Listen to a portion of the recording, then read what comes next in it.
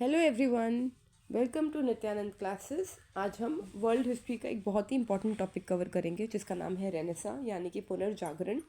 पुनर्जागरण जो है वो हमारा समकालीन विश्व इतिहास को बहुत ही डीपली अफेक्ट करता है, यानी कि हमारा कंटेम्प्रेरी वर्ल्ड हिस्ट्री को बहुत ही डीपली अफेक्ट करता है। बेसिकली तो हमने पढ़ना है वर्ल्ड हिस्ट्री, क्योंकि हमारे कॉम्पिटिटिव एग्जाम्स में वर्ल्ड हिस्ट्री से काफ़ी क्वेश्चंस आते हैं, जैसे कि first world war, second world war, हमारा कोल्ड वॉर एरा। मगर वो सारे क्यों इफेक्टेड हैं? Because they are all affected by the renaissance period. तो रेनेसा यानी कि पुनर्जागरण जो है वो एक ऐसा पीरियड था जो डार्क एजेस के बाद यानी कि मिडिल एजेस के बाद आया, और उसने पुनर्जागृत किया किन किन चीज़ों का। जैसे हम देखते हैं कि रेनेसा में काफ़ी ज़्यादा ट्रेड रूट्स या फिर स्टीम इंजन, या फिर हम देखते हैं कि हमें बहुत आर्ट एंड कल्चर में डेवलपमेंट देखने को मिलता है। मोनालिसा की जो फेमस पेंटिंग है वो भी इस टाइम पीरियड का ही एक हमारा एग्जाम्पल है। तो हम रेनेसा से पहले भी दो टॉपिक्स हैं जिसमें हम बात करेंगे मिडिल एजेस की, और हम बात करेंगे middle ages also known as dark ages. और उससे पहले है प्राचीन रोमन एम्पायर या फिर एंशियंट रोमन एम्पायर। अगर आप मुझे कमेंट्स में बताएंगे तो shortly I will make videos on those topics also. अभी हम रेनेसा को स्टार्ट करते हैं। तो रेनेसा अगर हम बात करते हैं, इसकी परिभाषा से हम इसको समझेंगे। तो रेनेसा क्या है? रेनेसा है रीबर्थ, दोबारा से बर्थ हुआ किसका? Art, culture, knowledge and scientific thinking, कला, संस्कृति, ज्ञान और वैज्ञानिक सोच का पुनर्जन्म। ठीक है। और रेनेसा जो हम देखते हैं, इसका टाइम पीरियड हमारे हिस्ट्री के हिसाब से, वर्ल्ड हिस्ट्री के हिसाब से है 14 टू 17 सेंचुरी, यानी कि 14वीं से 17वीं शताब्दी के बीच में। और रेनेसा को बेसिकली स्टडी करने के लिए कौन से क्षेत्र में इसको ये रेनेसा हुआ था, वो था फ्लोरेंस, इटली। तो इटली का एक शहर है फ्लोरेंस, जहाँ पे हमें कला में, आर्ट में, कल्चर में, साइंटिफिक इनोवेशन में डेवलपमेंट देखने को मिला। अब इसके कुछ कारण थे। फॉल ऑफ कॉन्स्टेंटिनोपल जो है ये हमारा प्राचीन रोमन साम्राज्य का जो पूर्वी क्षेत्र था, यानी कि पूर्वी रोमन एम्पायर, इसका एक हिस्सा था। और ये 1453 में इसका पतन होता है। किसके हाथों इसका पतन होता है? टर्किश एम्पायर के हाथों, जिनको हम बोलते हैं Ottoman empire. Greek scholars migrated to Italy carrying ancient text. तो जो ग्रीक स्कॉलर्स थे वो इटली की तरफ चले गए जब उनको लगा कि हमारा आर्ट एंड कल्चर का नुकसान हो सकता है अगर हम लोग इसी क्षेत्र में रहेंगे जो अब टर्किश एम्पायर के कंट्रोल में आ चुका था। अपने ग्रंथों को बचाने के लिए they all migrated to Italy. ठीक है।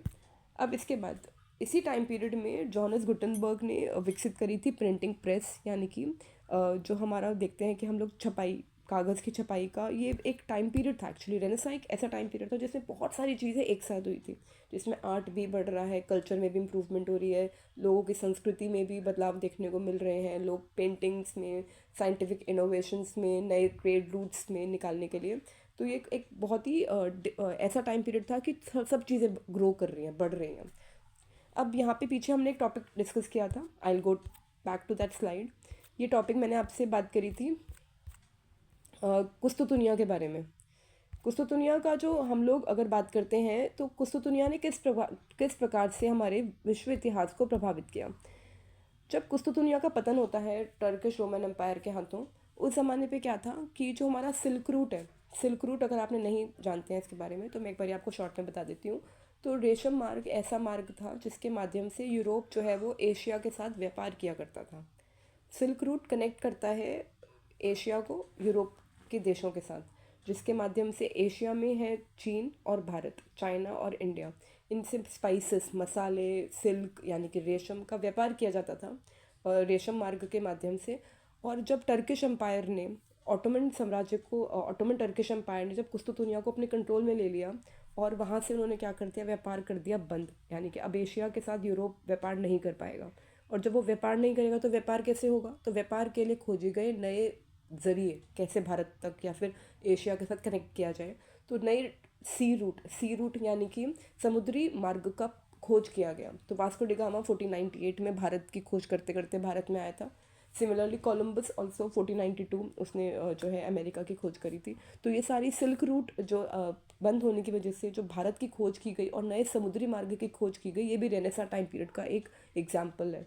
तो इसका मतलब अगर कुस्तुतुनिया का पतन हो रहा है तो ये एक तरीके से रेनेसा यानी कि पुनर्जागरण को बढ़ा रहा है, क्योंकि उसकी वजह से नए हमारे समुद्री मार्ग की खोज की जा रही है। इसके बाद हमने प्रिंटिंग प्रेस के बारे में पढ़ चुके हैं हम लोग। अब मेडिसी फैमिली जो है वो फ्लोरेंस का एक परिवार था जिन्होंने आर्ट कल्चर, इन्होंने family financially supported artist and scholars, इन्होंने सपोर्ट किया ताकि नए नए लोग जो है विकास करें, और आर्टिस्ट को इम्पोर्टेंस दिया ताकि आर्ट एंड कल्चर का डेवलपमेंट हो। तो रेनेसां की कुछ विशेषताएं हैं, जैसे मानवतावाद, वैज्ञानिक दृष्टिकोण, व्यक्तिवाद, ठीक है, humanism, scientific thinking, individualism, revival of Greek and Roman culture. तो ग्रीक और रोमन कल्चर जिसका पतन होते जा रहा था वो दोबारा से विकसित हो रहा है, ठीक है। और फिर है growth of art and architecture. इसके साथ कुछ फेमस पर्सनालिटीज़ हैं, जैसे हम बात करते हैं लियोनार्डो विंसी जिन्होंने मोनालिसा की पेंटिंग बनाई है। तो इन्होंने फेमस जो मोनालिसा की पेंटिंग, और मोनालिसा की पेंटिंग के बारे में एक बहुत ही कुछ इंपॉर्टेंट बातें हैं, मैं आपको कुछ एक आध बताऊंगी। आप चाहेंगे तो मुझे कमेंट्स में बताना, मैं इसके लिए एक अलग से एक वीडियो आपको शॉर्ट वीडियो में बता दूंगी कि मोनालिसा के एक के बारे में। मोनालिसा आपके भाव पढ़ लेती है, मतलब आप मोनालिसा की पिक्चर को देखेंगे ना, जो आपका मूड है मोनालिसा आपको वैसे ही रिफ्लेक्ट बैक करती है। तो ये उस ज़माने की बहुत ही इंपॉर्टेंट आर्ट कल्चर थी कि आर्ट उस टाइम पे कितनी इंपॉर्टेंट थी, कितनी हाई लेवल की आर्ट था कि आज तक मोनालिसा की इमेज को कोई डीपली समझ नहीं पाया। देन हम बात करेंगे माइकल एंजेलो जिन्होंने डेविड का स्कल्पचर बनाया था, ये भी उस ज़माने का ही एक स्कल्पचर के बारे में। गैलीलियो जो है ये, इन्होंने हेलियोसेंट्रिक अप्रोच की बात करी है। बट हेलियोसेंट्रिक अप्रोच, अब यहाँ पे दो तरीके के टर्म्स आते हैं, एक है जियोसेंट्रिक अप्रोच और एक है हेलियोसेंट्रिक अप्रोच।